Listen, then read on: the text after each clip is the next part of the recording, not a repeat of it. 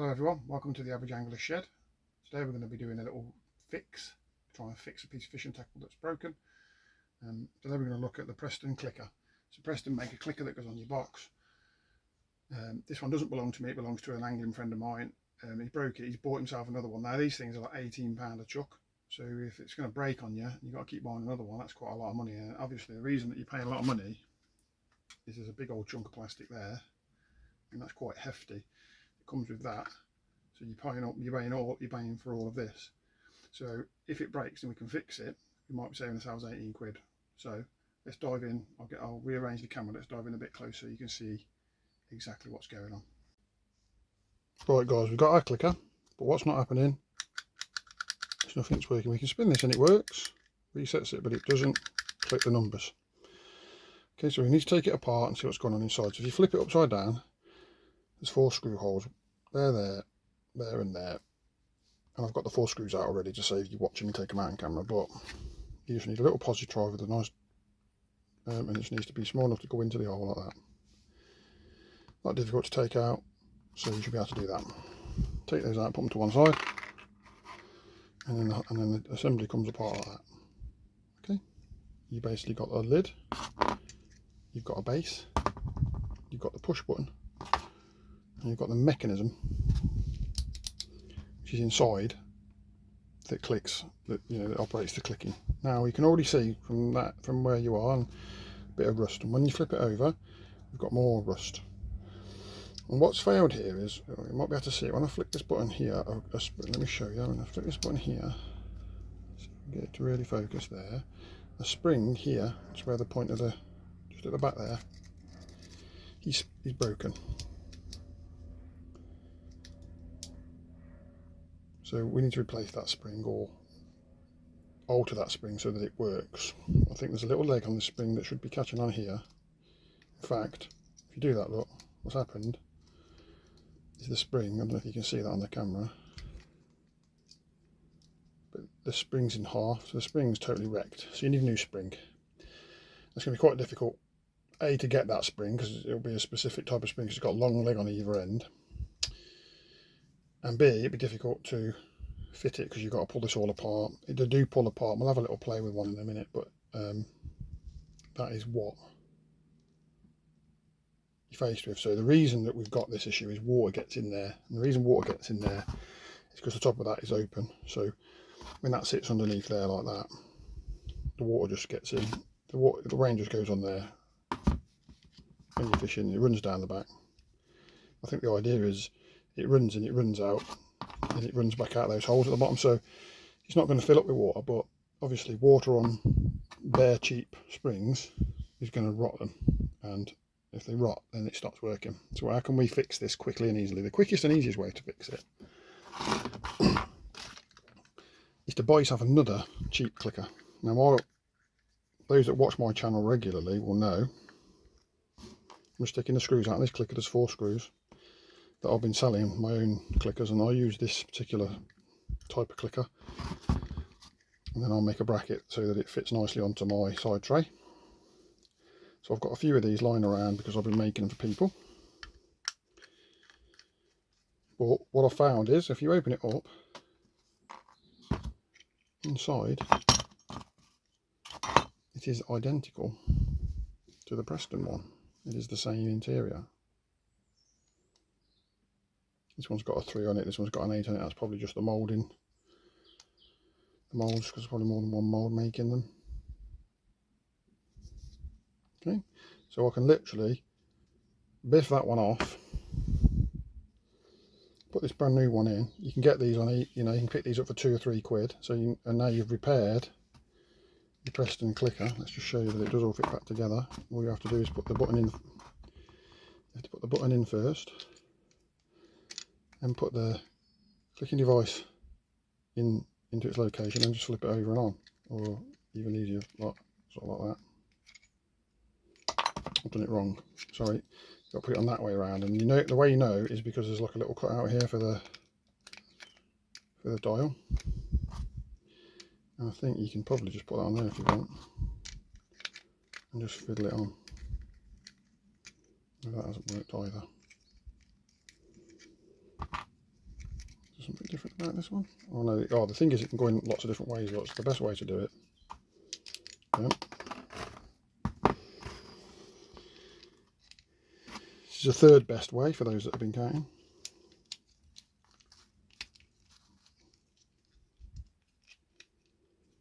Assemble the top piece first and put the bottom piece on. And we have a clicker that works. Oh. Do we have a clicker that works? Is this clicker slightly different?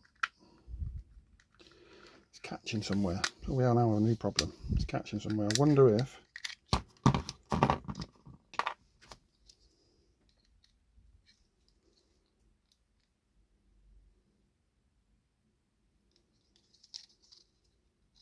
slight, the original one, slight curve in that.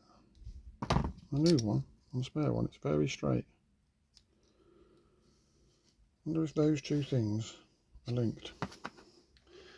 So hang on, let me just put this back together without the button in place.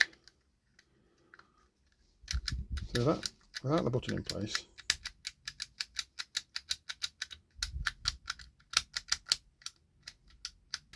I can already see what's happening here. The button, back of this button is catching on there.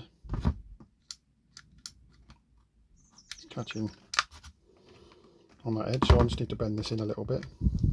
I'm going to try and bend that in a little bit and get a pair of pliers on it or something and bend it in a little bit. Give me a second, I'll find a pair of pliers. So just gotta make sure I bend it the right way, but if you look, it's definitely curving in. So I just want to hold it in and just bending it. And it's very easy because it's, you know, it's not tough.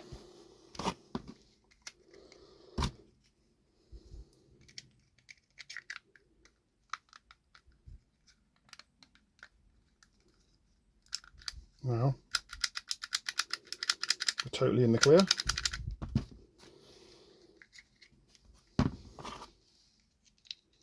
You can put our thing back in.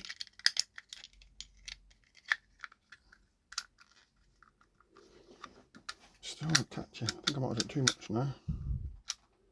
Looks like it's catching on that edge, but the button's catching now.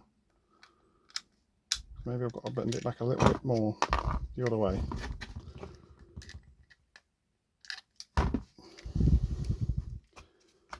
Obviously it's a very tight fit, very fine fit. There is an even easier solution to this, and that is we just grind off some of the round piece, but not everybody's got a grinder. Most people have a pair of pliers and a... There we are, we found the sweet spot. That's it, put the screws back in and we've got it working again. So it kind of works, just a little bit of fiddling with that, and I wonder if Preston buy slightly different ones, or whether Preston have to fiddle with them at in their factory to get them to work, I don't know. But there we are. Now, one thing I've noticed with this Preston thing, this is Preston case. Got 4 screws. I didn't take this apart. The original owner took it apart and then gave it back to me. And so he gave it to me, but there are slight subtle difference in the length of those screws. 2 sets of screws are longer than the others. Now the longer ones need to go at the back, what I would call the back. So that's on like that. Sorry, I would call that the back, where the button side is, because if you don't put those ones in, they don't protrude very far, so I'm just push them through for you. Now they protrude through that much, whereas if, see, they protrude through that much. Whereas if you put the smaller ones in, only fraction of difference, but they hardly come through at all, hardly any threads on them, and then they won't be enough to bite. I'm going to put this back together. What I might do is I might just treat this spring and this spring in particular is very, very thin. You can see that spring now, the one that failed before. It's very shiny now. See him down there? It's very, very thin spring. So a little bit of rust and he'll fail. And one of the arms goes over this part and the other of the arm goes over that part. And what's happened is it's actually failed in the middle. So this one's just slapping about. And if that doesn't work, it doesn't click to the next number. It just the other one that's broken, it just does that. See? So I'm going to put a bit of grease on it just to help the guy out. So I'm going to give this back to the guy that I said I'd repair it for him. I said I'd repair it for him for free if he let me do a YouTube video about it. But I'm going to give it back to him. But I'm going to put a little bit of grease on it just to try and make it last a bit longer than the last one. So somewhere in my stash in this corner here, I think, I've got a little bit of water repellent white grease. You can use any old grease if you want. I mean, it says it's white grease, but it's not very white. It's actually more of a creamy colour, and it's a bit contaminated, my grease, because I use it on my camper and stuff. So what you've got to try and do is not ruin the numbers. So you don't want to put too much on. I'll get a bit of grease on it.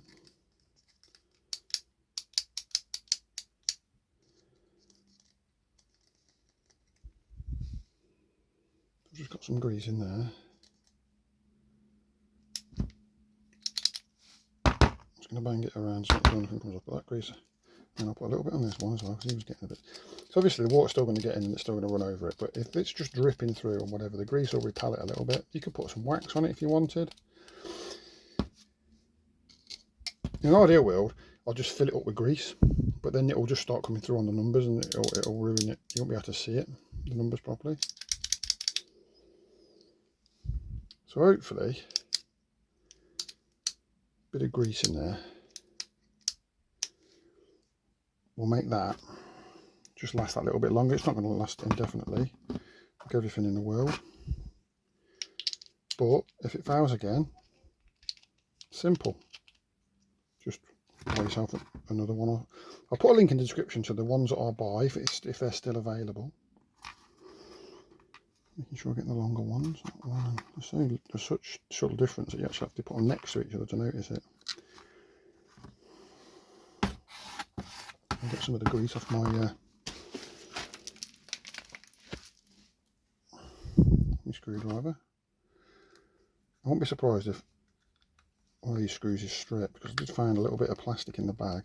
It looked like it might have come off a stripped thread. Seems to have gone up.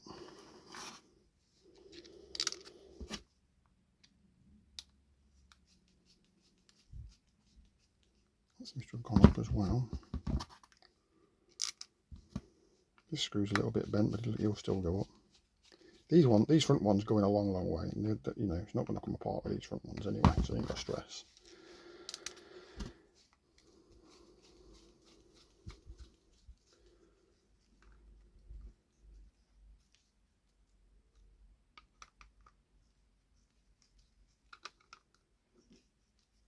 They keep going up forever, those ones do. Whereas those back ones seem to be pretty tight pretty quickly. Not quite there yet, it's just a bit more open at the back than it is at the front.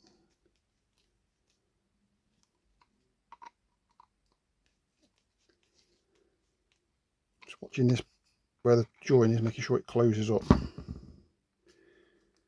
So the join goes across there and it comes up at an angle there and around, and so it's just there on the back. It's all closed up now. So there we are, repaired. So instead of going out and buying a new one, because when you buy a new one, you've got to buy this and you've got to buy this. It all adds up to sort of 18, 20 quid, or whatever they are these days. First of all, go on the internet and buy yourself one of these. Spend 10 minutes. And you've saved yourself 15 quid. Spend that 15 quid on another piece of fishing tackle if you want. Thanks for watching, guys. See you again soon.